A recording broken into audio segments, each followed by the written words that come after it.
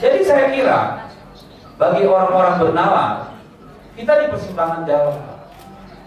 Kalau yang namanya institusi kekuasaan, institusi pemerintahan, elit-elit politik sudah mengangkangi, menepis aturan, undang-undang, konstitusi, membegal MK-nya, MA-nya, lantas harapan apa lagi yang kita punya? Jaga mulut baik-baik, jangan kepleset, kan cuma itu doang. Kalau lu jadi bandit, bisa hidup. Hidup. Tinggal jilat sana sini, lu suruh bayar. Tapi sekali ada bicara kebenaran, ya siap-siap. Berhadapan dengan Bareskrim, berhadapan dengan KPK, berhadapan dengan kejaksaan. Kan itu. Ini lebih parah dari zaman Soeharto loh.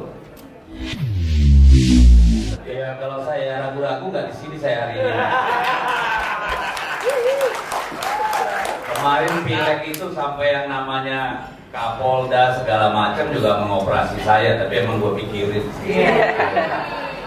Ya, macam-macam lah ya. Sampai hari ini kita hadapi nggak ada urusan. Jadi mungkin gini, apa sih bicara buku papa sama Gibran? Gak kelas lah bicarain. Ini kan cuma ternak gitu ya. Hulu permasalahan kita kan ada yang namanya pada Joko Widodo. Ya, ini kebalikan nih kita kebanyakan di sini. Kalau kami kan dulu menggendong lalu nyadar, iya kan? Sementara teman-teman sebagian di sini nyadar, sekarang menggendong. Nah, gitu. Karena hampir tidak ada di luar sana hampir tidak ada perbedaan yang terjadi selama 10 tahun Jokowi dengan kemungkinan yang akan kita hadapi tahun-tahun ke depan. Akan terjadi replikasi, repabrikasi segala hal buruk yang diwariskan oleh Mulyono. Karena 16 menteri yang ada di kabinet itu kabinet second, bukan kabinet second. Ya, jadi sulit kita berharap dari situ. Mana banyak yang stunting lagi, ya kan? Jadi persoalan kita ada pada Jokowi. Jokowi harus kita akui seorang ahli strategi ulu. Mau nggak mau, iya kan? Kita harus akui. Tapi bukan karena hebatnya, tapi karena nekatnya. Iya kan? Kita bedakan dulu, karena semua presiden berpotensi melakukan apapun yang dilakukan Jokowi, tapi tidak ada yang cukup nekat untuk seperti Jokowi, kan itu persoalannya. Kan begitu. Nah, Jokowi harus kita akui adalah seorang ahli pencitraan yang udah level dewa. Pak SBY kalah. Pak SBY dulu pakai ilmunya Bill Clinton, ya. Kalau Jokowi udah pakai ilmunya Obama dan lebih lagi, ya. Jokowi berhasil menghipnotis anak bangsa ini, termasuk PDI Perjuangan, yang mencitrakan dia sebagai anak wong biasa yang lahir di pinggir kali, lalu menapaki tangga politik secara baik dengan mentalitas yang baik. Kan itu kita tertipu semua. Tetapi itu terjadi hanya 5 tahun. Dia bersyukur karena apa? Dia lahir pada saat handphone mulai ada kamera. Betul nggak? Karena itulah yang kemudian membuatnya cepat viral ketika semua orang bisa berselfie dengan yang namanya Jokowi, which is nggak mungkin pada zaman presiden-presiden sebelumnya. Ya. Yang kedua, Jokowi lahir, ini dosa Pak SBY. Pada saat presiden punya pesawat kepresidenan, jadi dia bisa bebas tiap hari luntang-lantung dari satu pasar ke pasar lain untuk mencitrakan dirinya sebagai seorang presiden yang sangat merakyat. Walaupun kalau Anda ikut sebenarnya sama dia, saya cuma sekali, setengah jalan saya tinggalin. Ketika membagi-bagi kaos itu, saya nggak tega, Pak, saya tinggalin. Itu kayak bagi-bagi apa gitu. Ada satu foto yang saya dapat dari web, itu foto perempuan-perempuan Belanda melempar remah-remah beras kepada orang-orang Indonesia. Otaknya Jokowi persis seperti itu. Dan rakyat kita yang sedang euforia media sosial ini senang sekali dengan itu. Ditambah dengan kenekatannya, membangun sana sini tanpa memperhitungkan kemampuan negara maupun kemampuan BUMN. Saat ini apa yang terjadi? BUMN yang karya semua mau modal, semua BUMN karya itu sudah mau mati karena dipaksa untuk ngutang terus sampai dia hancur, ya, sampai betul-betul hancur. APBN-nya didorong sedemikian rupa sehingga hutang kita mencapai jumlah seperti itu. Yang kita dapat hanya aset yang dalam 2 tahun mengalami penurunan dan kemudian memerlukan biaya untuk perawatan. Tetapi yang diwariskan pada kita APBN yang tidak berdaya. Yang diwariskan pada kita kehancuran sumber daya alam dan lingkungan. Jadi sebenarnya kalau dibilang Indonesia emas, yang benar Indonesia cemas.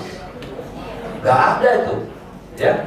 Nah, problemnya kemudian adalah ketika 2019 dilantik, di situ Jokowi berteriak di gedung MPR, saya tidak punya beban. Kita kira tidak punya beban akan membangun habis-habisan, bersih beneran, revolusi mental terjadi. Ternyata apa yang terjadi? Tiap malam kongko sama konglomerat. Itulah tidak ada beban. Ketika sejak 2019 kemudian yang namanya usaha martabak dan pisang itu berubah menjadi, ya, menjadi udah tahu semua lah, ya, menjadi Sinarmas, menjadi Shopee, menjadi macam-macam. Dan kalau diperiksa nanti kalau Kapolri-nya udah ganti, mau meriksa ketahuan tuh berapa T masing-masing tuh barang itu, ya. Lalu kita dengar PSN. Apakah PSN tuh bersih, tidak ada yang namanya kickback? Maaf, saya nggak bisa tertipu. Pasti ada. Apakah di dalam yang namanya hilirisasi itu tidak ada golden share? Kalau saya sih yakin pasti ada. Jadi orientasinya adalah apa? Saya kemudian mendalami bahwa Jokowi ini memang manusia yang diasuh oleh syahwat kekuasaan yang luar biasa. Dia power addict.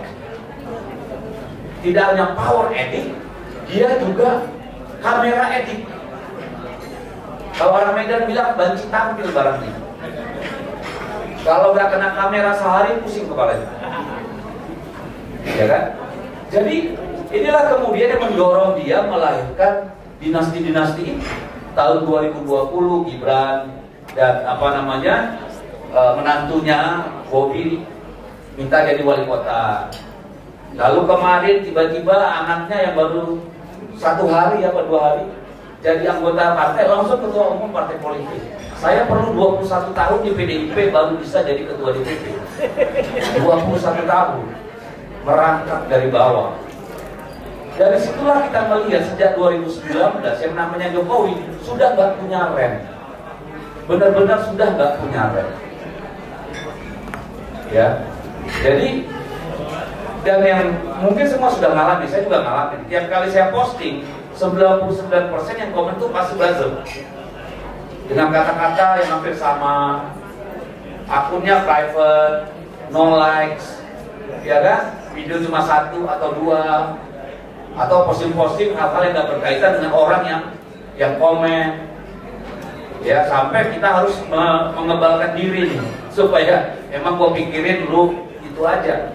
Malah saya nganggap itu sebagai olahraga jempol, blok, biar mampus lo, kan kira-kira gitu tuh. Jadi inilah kondisi kita. Ini harus diputus. Yang namanya Jokowi ini harus selamat datang, Ferry. Yang namanya Jokowi beserta turunannya ini dalam artian kebiasaan-kebiasaannya ini harus diputus. Tidak saja Gibrannya, tetapi kecenderungan mengubah negara ini dari Reichstag menjadi Master, dari negara hukum menjadi negara kekuasaan. Hari-hari ini Bapak dan Ibu, kita sedang mengalami pilkada, dan pada detik ini sedang berlangsung kejahatan luar biasa di bidang pemilu di seluruh Indonesia. Tadi pagi aja kami menemukan di beberapa kota dan kabupaten di Sumatera Utara pembagian beras dan uang. Berasnya ditaruh nama BN, Beras Nusantara. Tapi kan kita tahu BN itu siapa? Ya kan, orang bisa berspekulasi itu Bobi Nasution. Ya iyalah, masa ada orang yang BN tiba-tiba ngasih beras ke sana kemari. Kita aja belum tentu mau kasih beras sama tetangga. Nama berasnya BN, duit cepet. Kan gitu nih. Yang bagi siapa? Camat, kepala desa, kepling kalau di sini ketua RT. Kan gitu nih. Berasnya pun ditaruh di rumah orang tua camat. Jadi di Sumur ini sudah luar biasa nih jam-jam ini. Di Jakarta juga sama. Ya. Kemarin karena Mas Pram dan dulu itu meninggalkan yang namanya RK, kepanasan tuh di sana itu, di Solo. Ya, lalu menugaskan salah seorang, saya dengar, mengumpulkan para naga-naga untuk mengumpulkan sumbangan. Dan yang kita lihat berhamburanlah yang namanya sembako sekarang sampai detik ini di Jakarta. Di provinsi-provinsi lain, ini PJ-PJ ngumpulin dinas, tenaga desa, segala macam untuk mengarahkan kepada calon-calon tertentu. Jadi hukumnya udah rusak. Yang paling berpengaruh siapa? Polisi. Yang sekarang sedang melakukan kejahatan terhadap Republik ini adalah oknum-oknum polisi. Oknum ya? Ya, kalau oknum banyak, terserah apa masih oknum namanya apa. Ya kan? Ya, pakai coklat lah katanya. Lalu yang kedua siapa? PJ kepala daerah. Karena hampir semua daerah ini PJ. 99% ini oleh PJ. PJ ini geraknya gila-gilaan. Ya. Ada yang dengan inisiatif sendiri, ada karena yang mau dapat keuntungan, ada yang bisa melakukan komodifikasi terhadap pemilu ini. Ini sedang terjadi di semua penjuru negeri. Jadi kalau ini tidak dihentikan, ya omong kosong kita bicara Gibran secara politik maupun hukum. Ya karena apa? Artinya kekuatan merata, ya mimpi di siang bolong kalau bisa ganggu-ganggu Gibran. Bung Sitorus, bagaimana cara menghentikannya? Ntar dulu. Waktunya tinggal 2-3 menit. Kalau 2-3 menit gua tutup sekarang nih. Kita jauh-jauh macet, masa langsung segitu.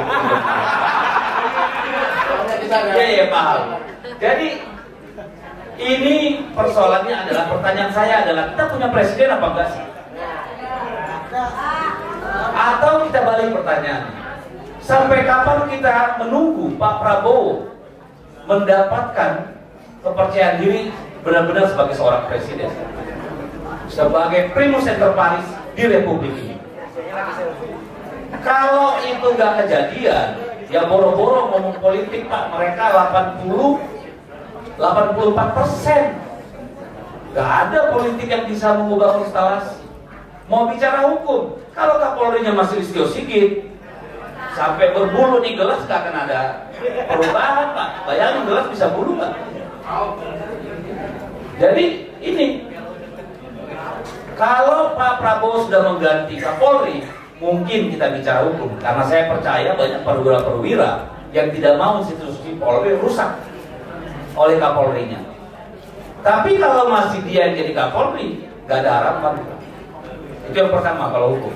Politik tadi, kalau Pak Prabowo tidak menemukan kekuatannya sebagai presiden, nggak usah ngomong politik. Lalu apa yang harus kita lakukan?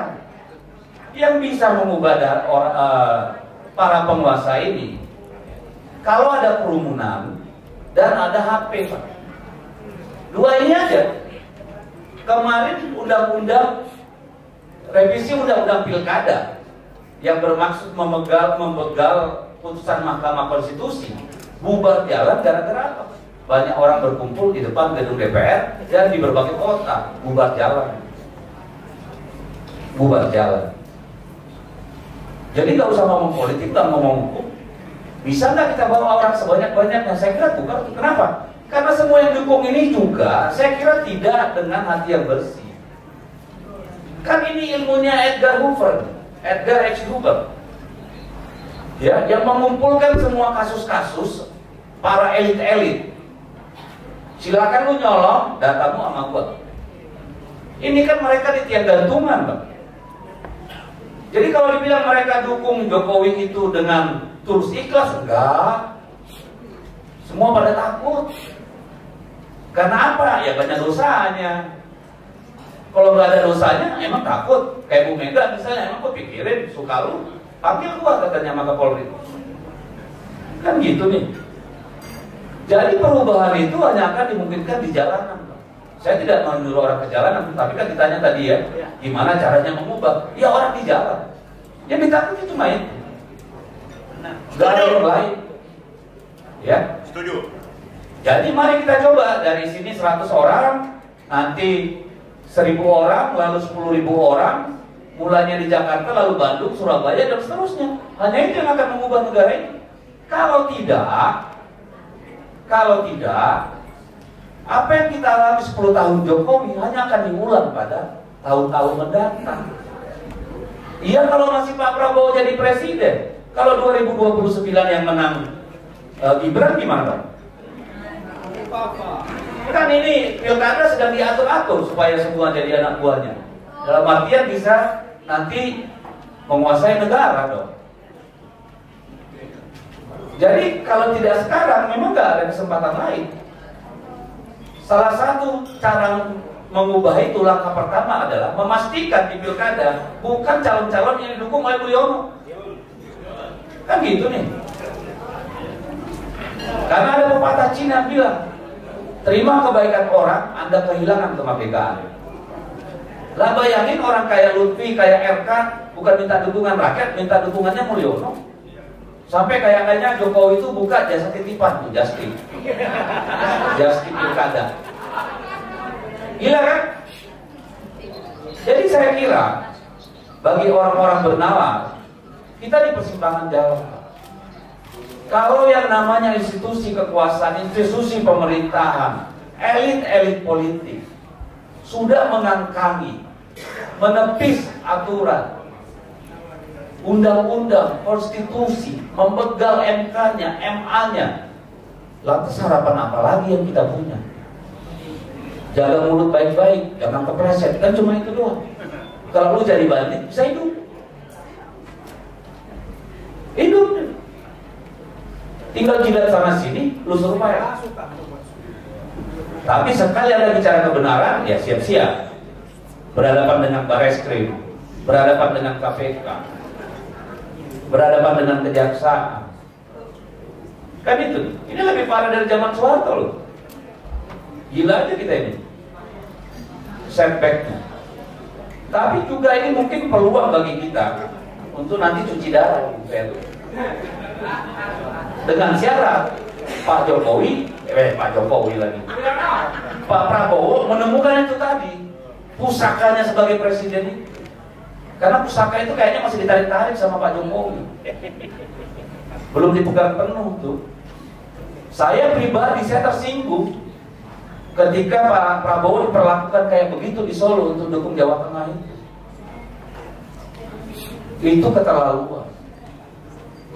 Itu bukan hanya menghina Pak Prabowo sebagai pribadi, tapi lembaga kepresidenan. Ucis, gak masuk akal buat saya. Bayangkan kalau seorang presiden bisa diperlakukan seperti itu, apalagi kita ini diinjak, Pak. Kan itu nih problemnya. Jadi itu kesimpulannya, Pak Lukas.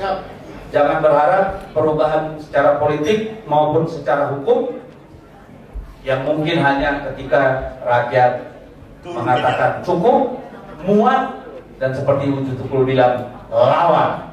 Ya, yang kita kedatangan salah satu pembicara kondang yang sedang kita tunggu-tunggu. Kita langsung todong saja ya.